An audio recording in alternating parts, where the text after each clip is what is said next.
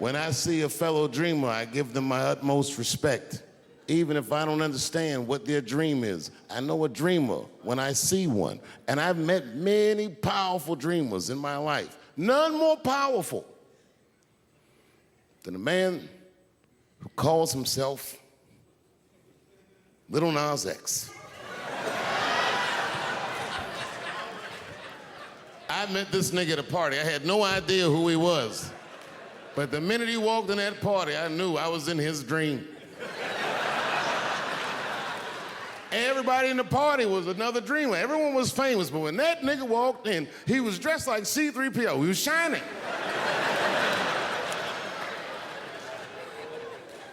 And everyone was like, oh my God, there he is. There's Lil Nas X. I didn't know who he was. And for some reason, out of all them dreamers, he walked right up to me. And he said, I tried to get you in my video. I didn't know what the fuck he was talking about. I said, what? I said, what? What video? And he just looked at me like, you know what video, and walked away. And I watched him walk away. I said, man, this nigga's having a very powerful dream.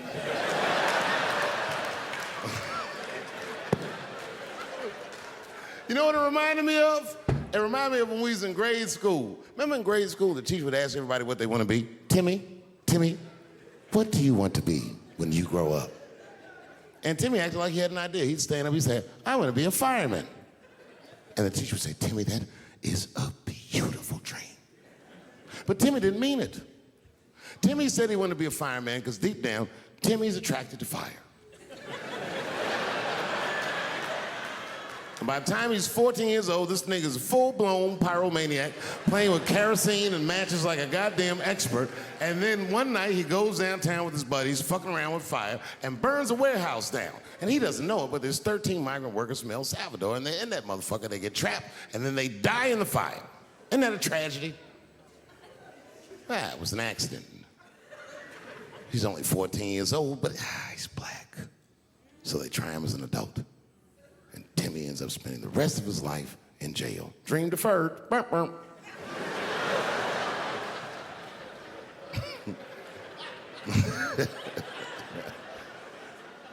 What about you, Billy?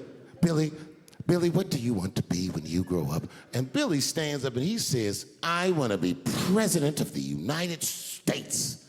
And the teacher says, oh my God, Billy, that is a wonderful dream. And Billy means that shit. Billy does everything right. That motherfucker gets his grades up.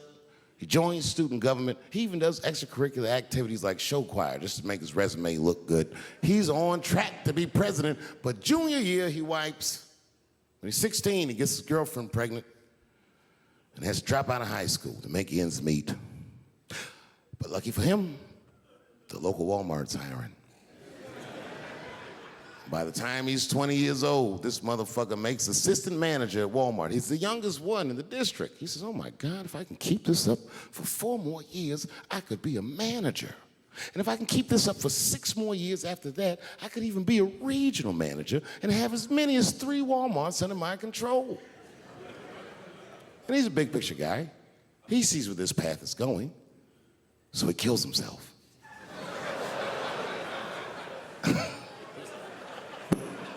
Burp, burp.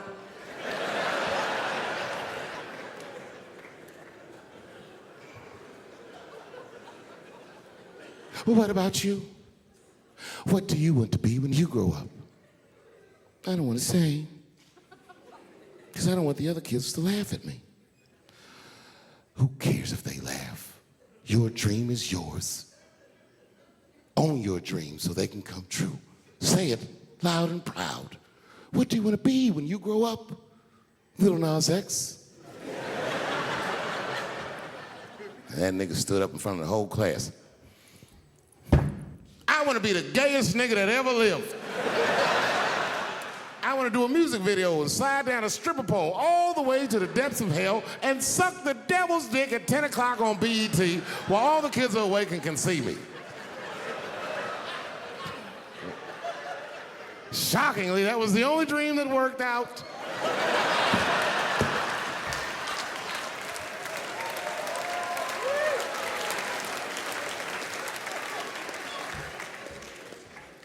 that's why I'm here tonight in the city where I built the dreams that I live. Because I wanted to tell you all that they came true.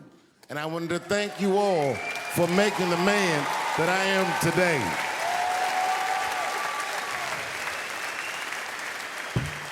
Yes, I am living a very powerful dream.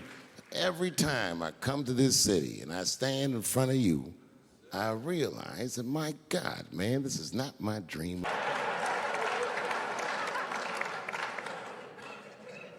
Really, I could do these specials like Steph Curry. I'll be shooting from inside, outside, all night. It's been great ever since. A lot of my friends are athletes, and I never could understand what it would feel like to only have a limited amount of time to be great. You got 20 years to be the best, or 30 years to be the best. But when you do art, you could be great whenever the will decides that you're great. I feel very lucky for that. And I never forgot this school. I've always come back and checked in. One of my favorite honors was doing the commencement at Ellington. I can't even remember what year it is. I just remember they cheered for me when I came out. I wasn't a big star, but I was their star. And I felt like I was home.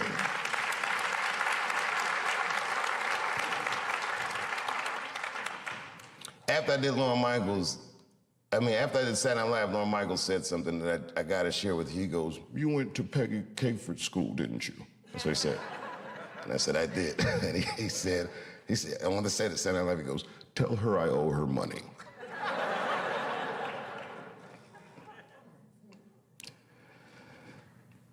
You know, I never asked to have this theater named after me. Peggy asked me. She was ailing, and I went to her house to visit her. She said, "I want you to put your name on the school." She said, "It will help us raise money for the school." And to me, it was like, I felt like I'm a little young for that, and I'm still kind of using the name, you know what I mean? Let's see what I do with it first. You never know, you know. Like, imagine if OJ named his son OJ Jr. Oh, Dad.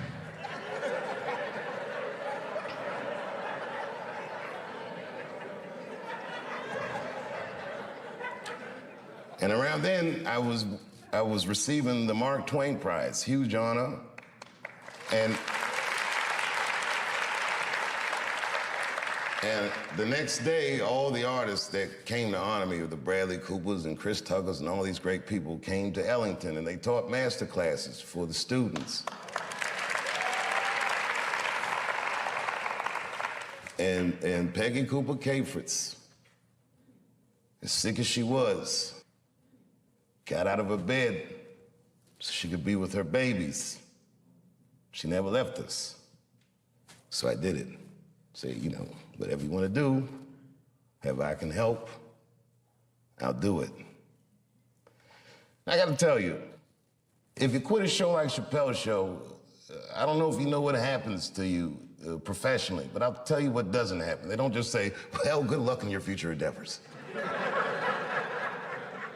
With that media, they beat me up.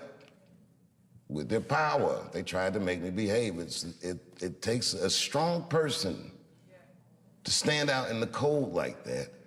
And I swear to God, so much of the strength I got to do that, the inner warmth I got to do that, I learned in this school and from my friends who helped raise me.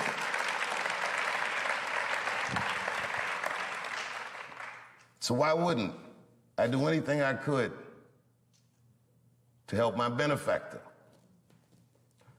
And the last time I came back, after the closer, when the kids were mad at me, I gotta tell you, that was quite the day. All the kids were screaming and yelling. I remember I said to the kids, I go, "Well, okay, well, what do you guys think I did wrong?" And a line formed.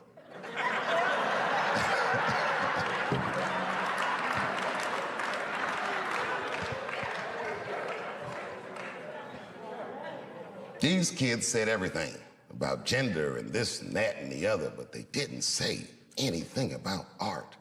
And this is my biggest gripe with this whole controversy with the closer, that you cannot report on an artist's work and remove artistic nuance from his words.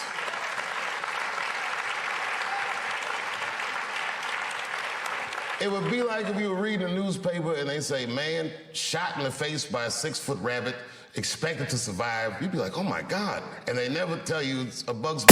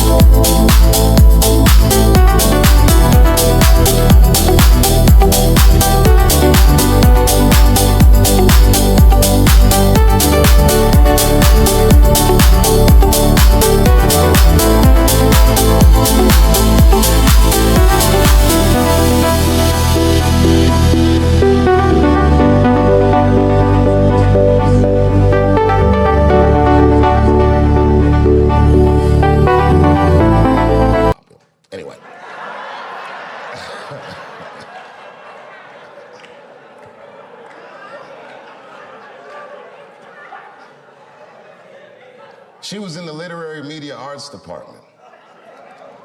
She said a lot of things that I didn't like, a lot of things, but you know, that's her right. The things she said that got to me. She said at Duke Ellington, that theater was a sanctuary for students. I used to sit there and meditate. Well, of course you meditate. You were a literary media arts student. We didn't meditate in here, we got to work. But okay, fine. I would sit there and meditate, she said.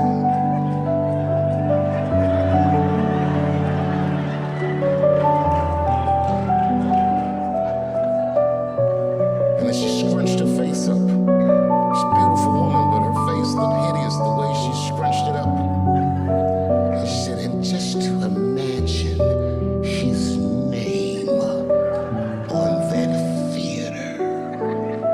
How could you do that to those kids?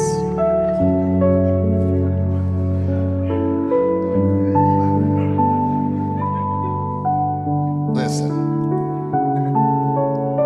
no matter what they said about the closer, it was still the most watched special in the world.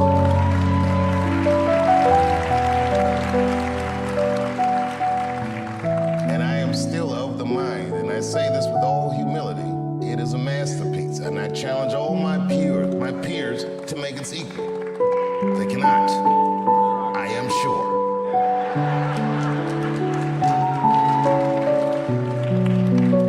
It will be decades before you ever see someone in my genre as proficient as me. I am maybe a once-in-a-lifetime talent. I am telling you the truth.